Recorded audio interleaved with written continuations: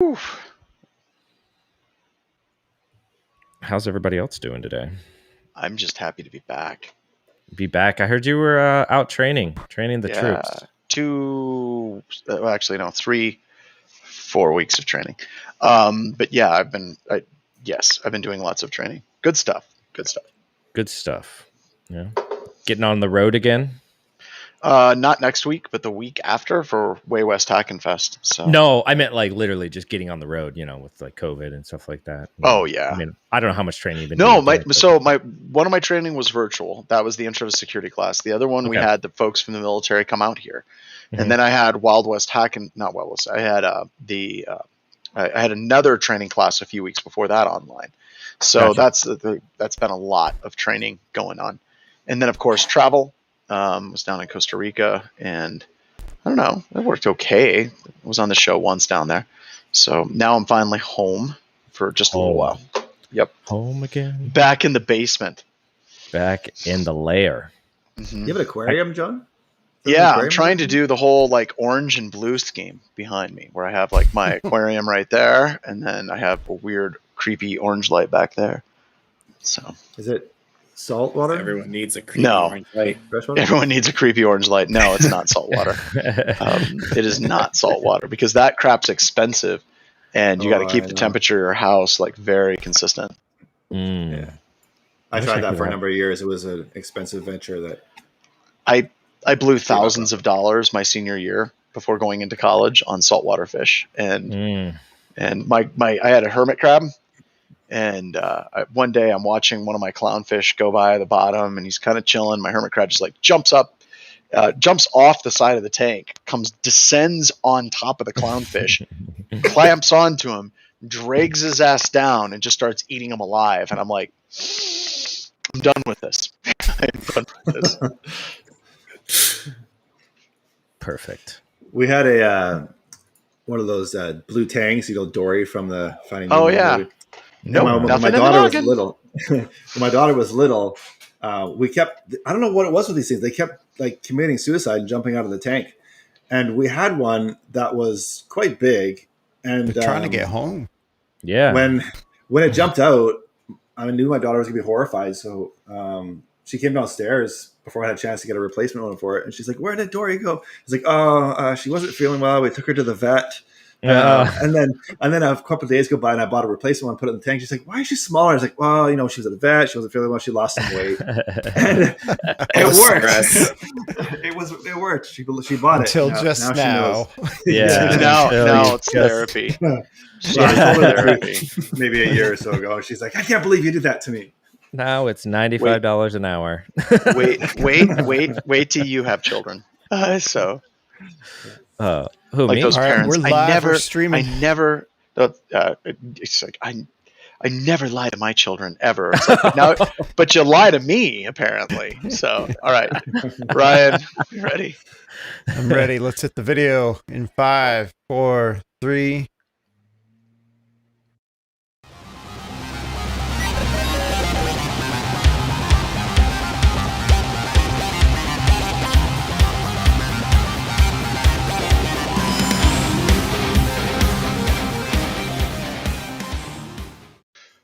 Hello, everybody, and welcome to another episode of Black Hills Information Security, talking about news, where it's a news stories show that just doesn't talk about news. No, that's actually exactly what we do. We just talk about the news here. I was going to come up with something pithy, but I failed.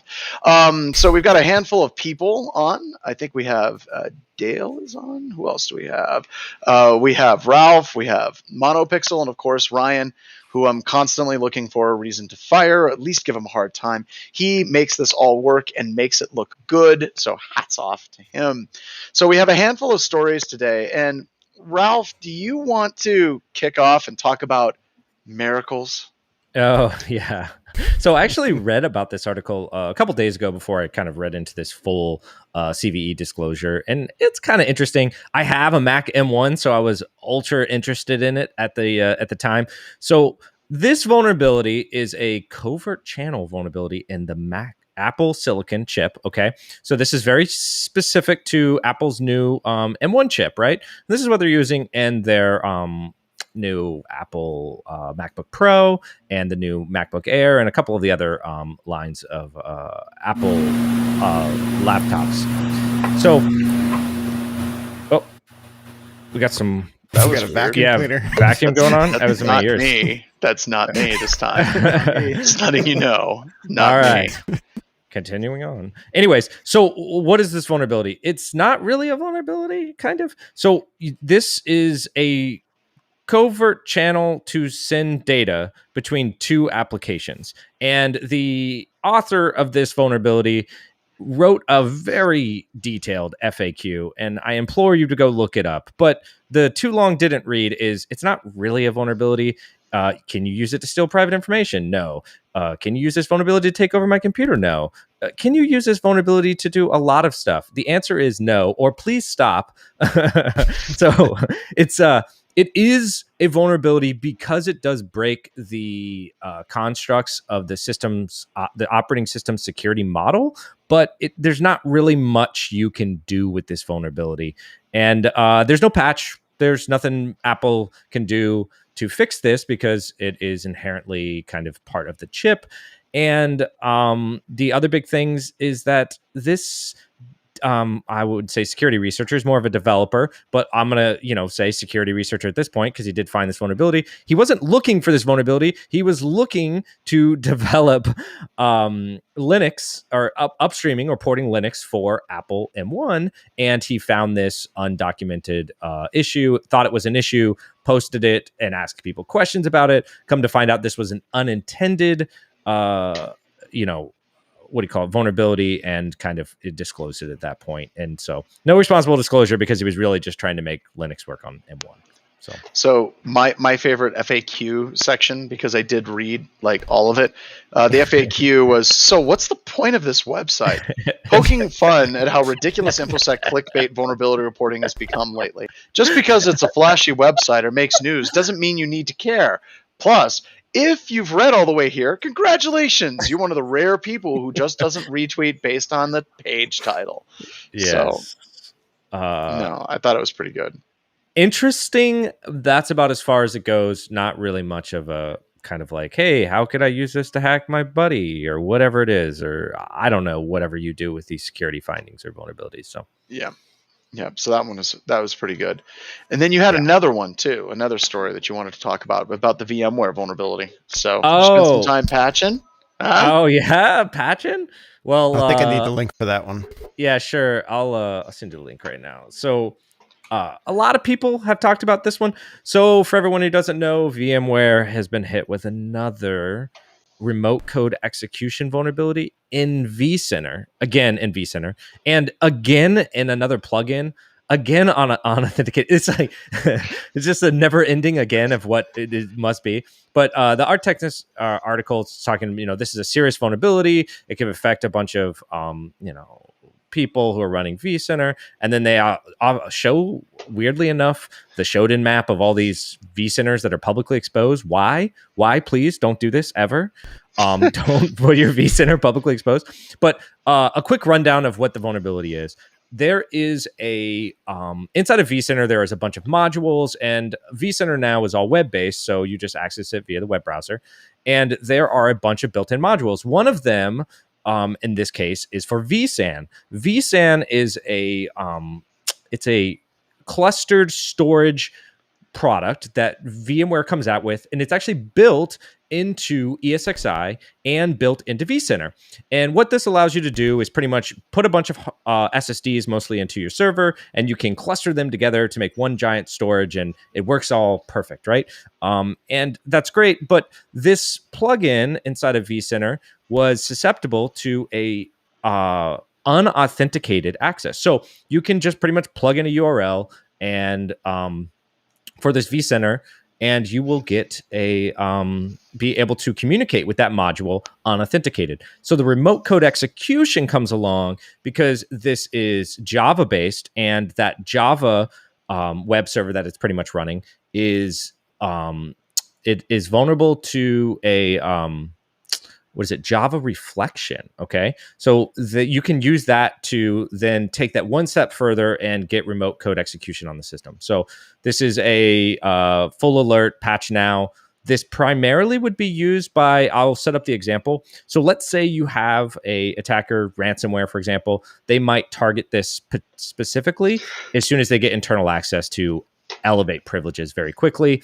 And something like vCenter would be great to get access to, because now that's all, I'm assuming you have vCenter running, you probably have all your servers in that environment. And so you could just pretty much take over the whole thing. So, yeah, so bad for business.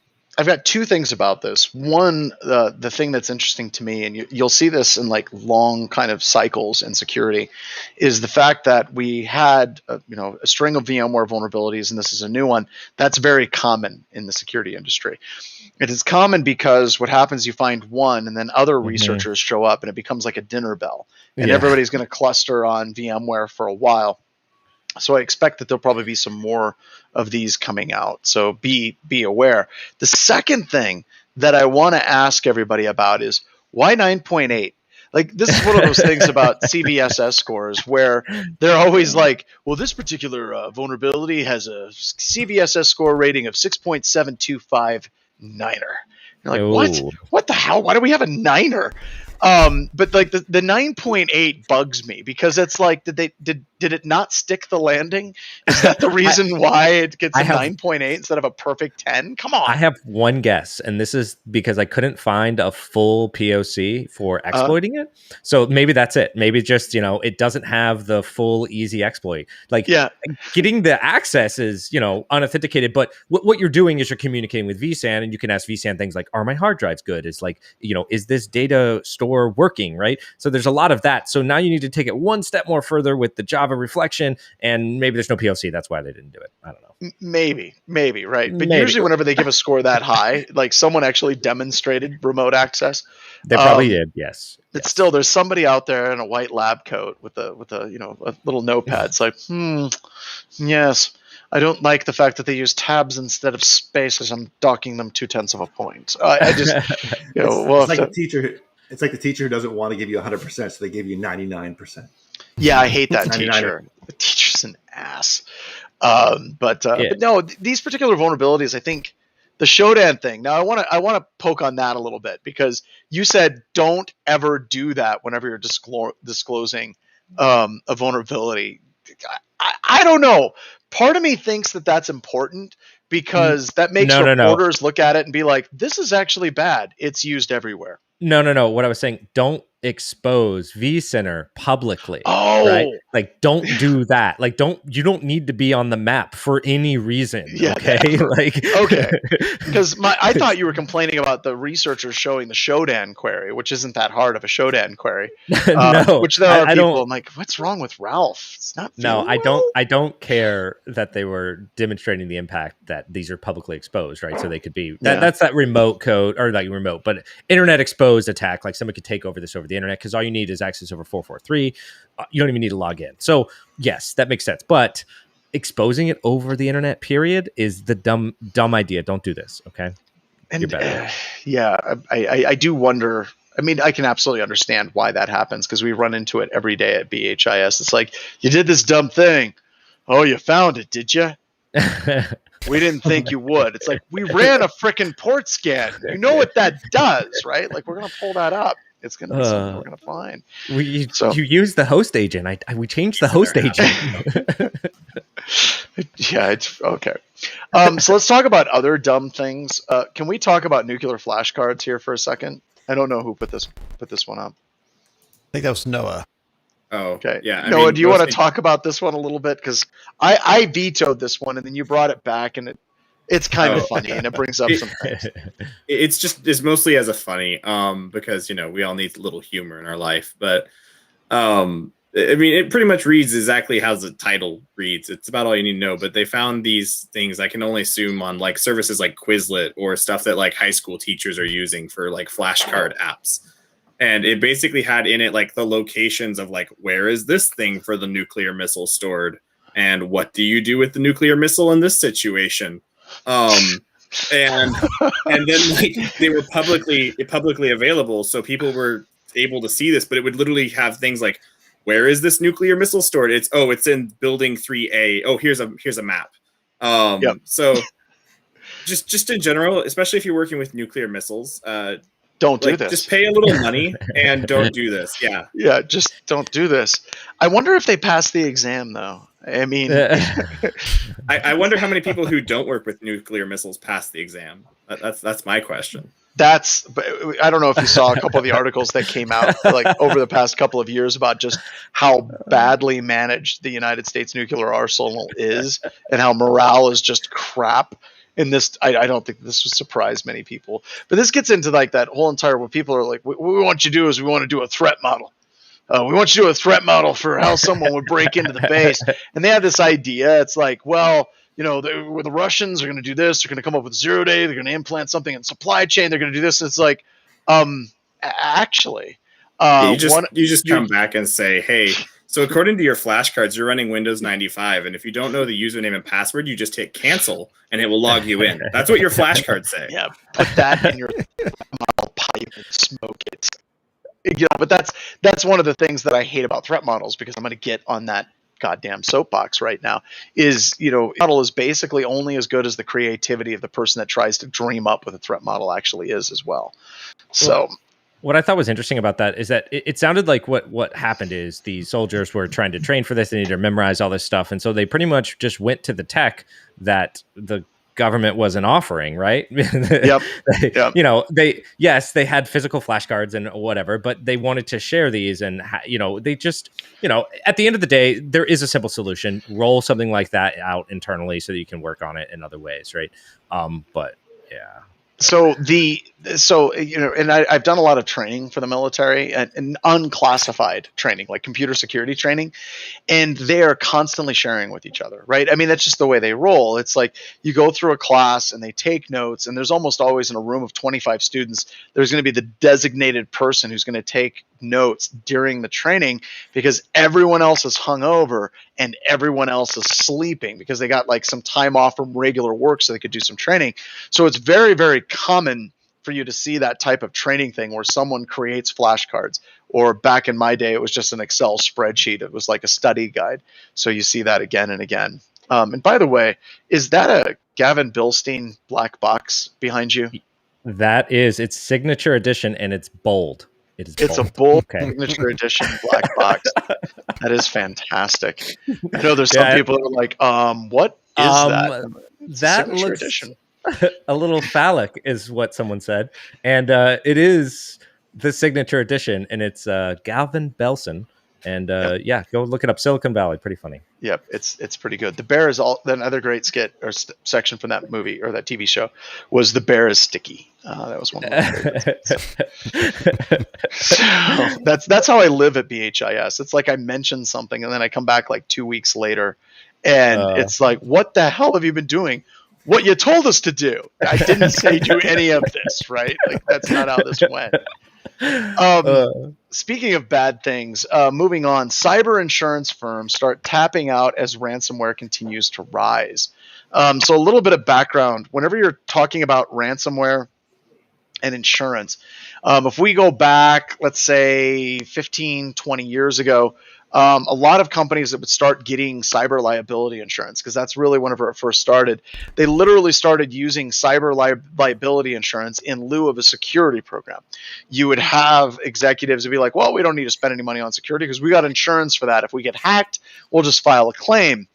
And that's kind of how it went for a handful of companies for a long time. And then a bunch of the insurance companies started locking that down and basically saying, look, you can't just get cyber liability insurance and then do nothing to secure your organization whatsoever. So, like, for example, BHIS, when we get cyber liability insurance or an umbrella insurance or just standard tech insurance for errors and omissions, we have to submit a whole bunch of our policies to be reviewed by this insurance company to make sure that we're operating within some level of security risk. So that's how it ran for a long time. And then you got into like WannaCry, Petya, Not Petya, and Mondelez happened.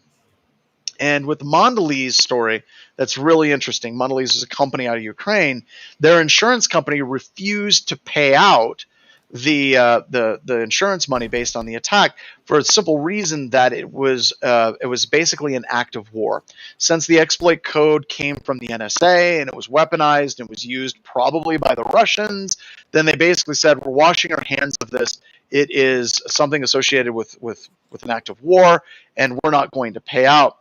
And the point I'm trying to make on that particular part of the history of where the story sits is insurance companies love to come up with reasons to not pay out on insurance premiums.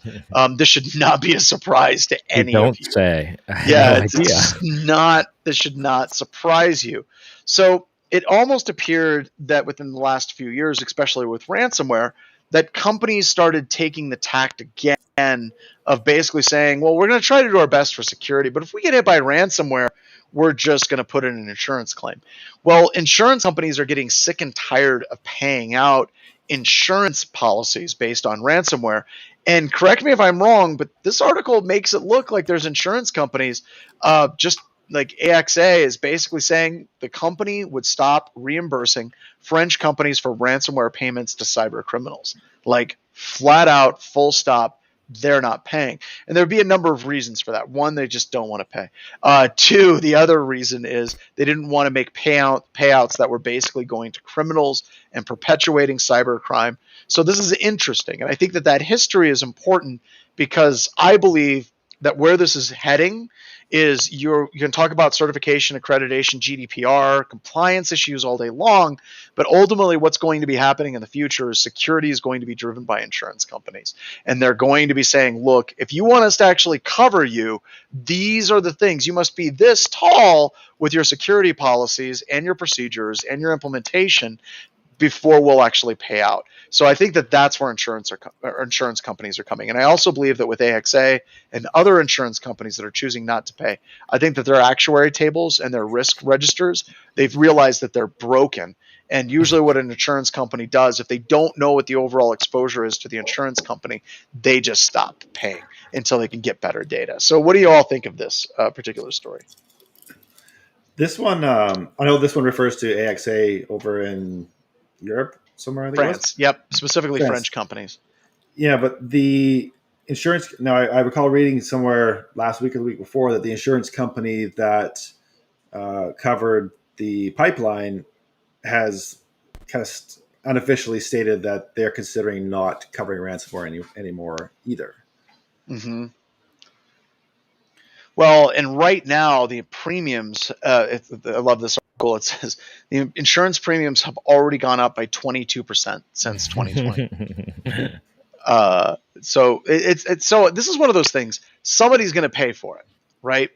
And a lot of times people the insurance company is going to cover it. And no, the insurance companies aren't in business to lose money. They're going to make sure that they're going to be covered at some level. Of course, I'm down here on the webcast and the cat comes down and starts freaking out at me. So probably hungry.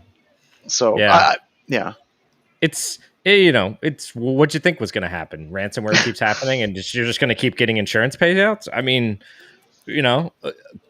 car accidents are up, right? Insurance premiums are up, right? Pandemic happened, insurance premiums, we got discounts. I don't know. Anyways, it's not a surprise that the more of these ransomware attacks we see, the more that insurance is going to go up. So it's a business. I do look right. How this is for a lot of companies. It seems like this is their entire response to ransomware. They're just like, yeah, that's the messed up part. And this will hopefully kind of break that trend, and there'll actually be some actual protections against that kind of stuff. They'll actually be more invested in doing that. Yeah. Well, but I don't know. I just, Ben has brought up that my camera's autofocus is weird. And yes, I don't know why my autofocus keeps doing that today. But I don't think, Ben, that this is going to be another PCI or another compliance. I think what you're going to see most likely from insurance companies is every single insurance company is going to have their own specialized package that they're going to want to receive from companies to make a decision of whether or not they're going to pay you. The other thing that you're going to start seeing is you're going to see insurance companies put in a clause that basically says point blank, the amount that we pay out will be determined based on us doing an assessment after the attack. So imagine this: if you get an attack, right, a compromise hits your organization, and you did almost everything right, then you're probably going to get like a 100% insurance payout. If you are a company that gets compromised and you have done nothing to secure your environment, then maybe they're only going to pay out 25% of the ransomware. So I think that you're going to see a lot of that actually communicating in the industry as well. And yeah, I have no idea why this thing. It actually looks like one of those scenes in movies where someone's like stoned out of their mind and it's like zooming in and out constantly. It's Maybe the if I Blair turn up Witch. the light. It's the Blair Witch Project in your house. It is the Blair Witch Project in my house. So I'm eventually going to get a better camera in here after Wild West Hacking Fest, but all my good camera gear is in that crate right over there, getting ready to get shipped off. So that did not help at all. So, but John, do you think that so when your company does get breached and the insurance company then comes to do their investigation, my experience has been that if they can find any little thing wrong, oh, we're not covering because you didn't do X, Y, Z type of thing. Now, how sticky do you think they're going to be when it comes to that? I don't think they're going to be all that sticky, and the reason why is if it's kind of like the ransomware dilemma. With most ransomware like cartels or syndicates, if you pay them, you get your data back. And that is basically the way it has to work. And they're also in some ways keeping each other honest, because if you have a ransomware group that goes around and basically says, hey, pay up, you pay, and then you don't get the data, then what's going to happen is you're going to tell other people, well, I paid and I didn't get my data back. And Uh-oh. He Like didn't pay. he didn't pay. We lost the satellite. Micrometeors, telling you. Micrometeors, that's right. That's what happens when you drive satellites while drinking. you pay out at some level because Oh, he's back. great. How long have I been monologuing now? 15 seconds. Only 30 15 minutes. seconds. See, that's my satellite dish reacquiring. It just jumps up to a new bunch of satellites. So, but basically, the point of what I was going to say is the insurance companies have to pay, not legally required to do so, but they have to pay because if the word gets out that they're refusing to pay, then people will just stop getting the insurance. Amen.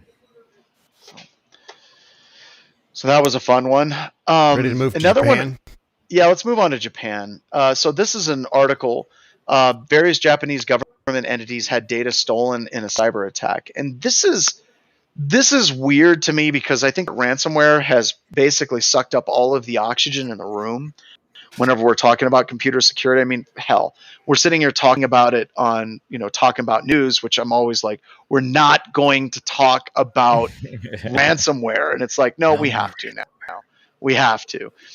But it's almost like we have given up or stopped thinking about like industrial espionage style attacks, ransomware style attacks where they steal a whole bunch of data and they threaten to release it publicly. And I don't know if it's that these types of attacks have stopped or if these types of attacks are just not the interesting attacks, because ransomware is sexy.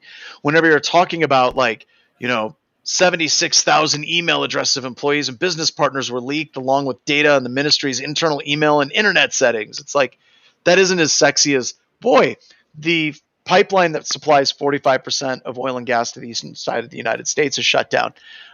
So do you think that the attackers have kind of pivoted and moved to ransomware?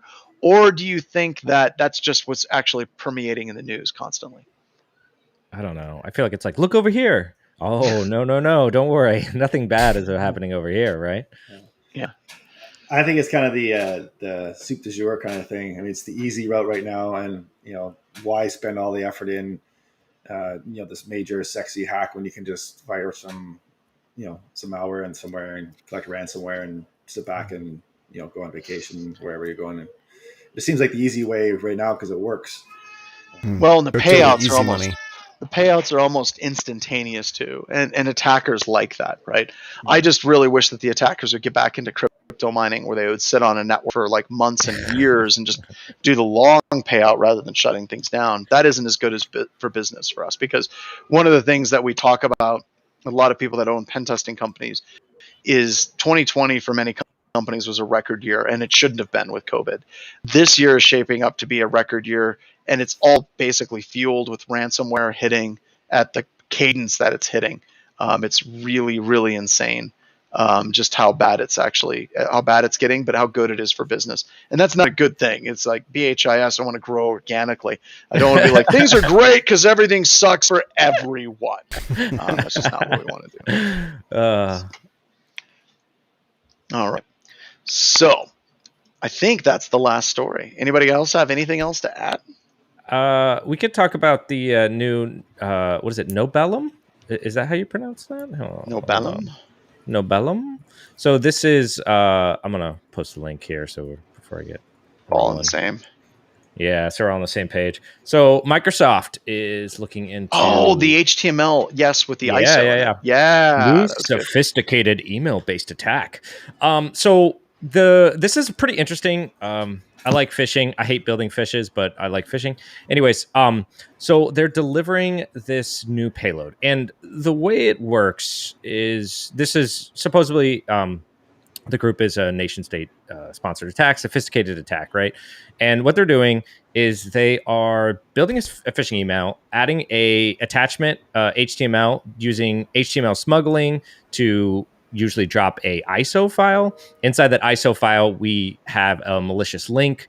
They're using Cobalt Strike and Adele, and also doing some possibly a reply like RTF file, document encrypted with more malware, right? So this is a whole kind of walk down in this blog of them investigating it. You know what I thought was funny is there one service that they were using to kind of spread this is Firebase, which is Google's best way to describe it,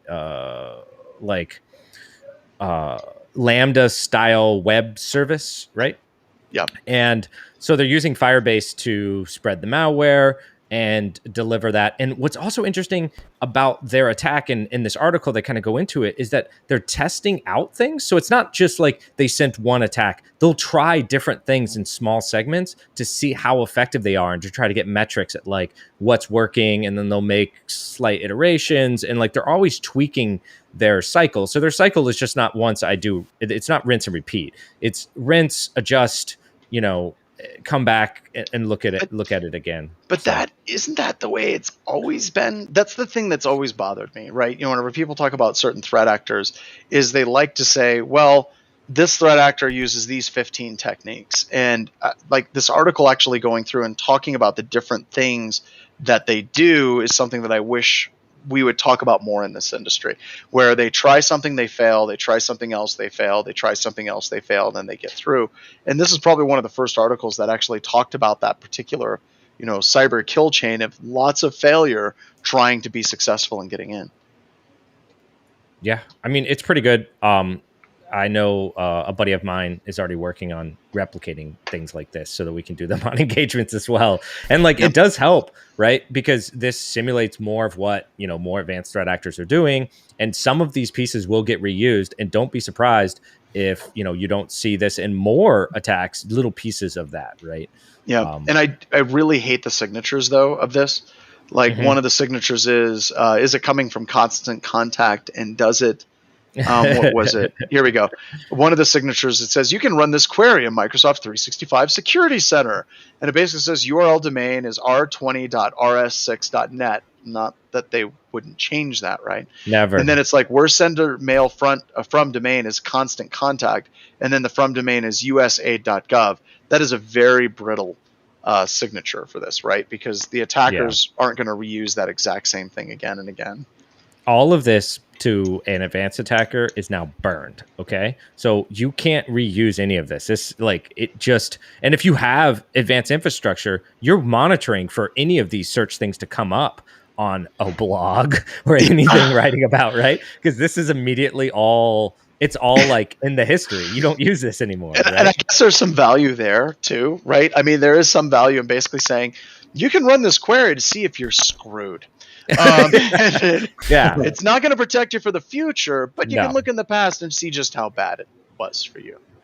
Yeah. Anyway, it's just an interesting attack and kind of an interesting read at dissecting nation state or possibly nation state level attacks. So yep, cool stuff. Very cool. All right. I do look forward to the day that we see an article that says unsophisticated phishing attack leads to compromised. Like, and then under that, like, Dave in accounting clicks link. The link was broken, and then Dave in accounting decided to call the customer support number listed in the email, and the attacker walked him through how to download the malware from Dropbox and how to get it to work by disabling his antivirus. This was the lamest attack in the history of all hacking, but it worked thanks to Dave in accounting. Don't be Dave, right? You know, I say that. what's sad though, John, is that's actually an attack that I did back in the day when I was still pen testing. Like, my whole entire campaign was so fundamentally broken. Like, the web server wasn't working. I mistyped the URL. The malware was triggering on the antivirus. So that's me. So that I'm afraid that someday someone's gonna be like, this appears to be the APT John Strand attack last seen in 2009. It was horrible then, and it's horrible now. Yeah. What's sad though is that what you described is actually works. I mean, Yeah, it still people works. do Yeah. it. Yep, it does. It's amazing what people will do. Especially the other one too is the two-factor one that always gets me, right? That this one works way more than it ever should, and it's where you get access to somebody's account via his password. They have two-factor. You're like, what am I going to do? I can't convince them to do this, which possibly you could, but you just keep logging in and send them. You keep sending them push notifications, and eventually they get frustrated and just click yes. Like, if this would stop, and that works way more than it should, man. It's like an unsophisticated attack as well. Yes, it's super. I don't know. If you ever get a push notification you weren't looking for, that means your password is probably compromised. Yeah, more than likely. Yep, more than likely. All right. Well, folks, are we ready to wrap it up after a long holiday weekend? Yep, sounds Sure. good. All right. Well, thank you very much for coming, everybody, and we'll be back tomorrow, I guess, since that's our No, cadence. Are we taking tomorrow Monday. off? Monday. We're going to do Monday. Yep. We'll see you We're next doing Monday. just once a week. Once a week. Sounds good to me. Once a Sounds week. good to me. All right.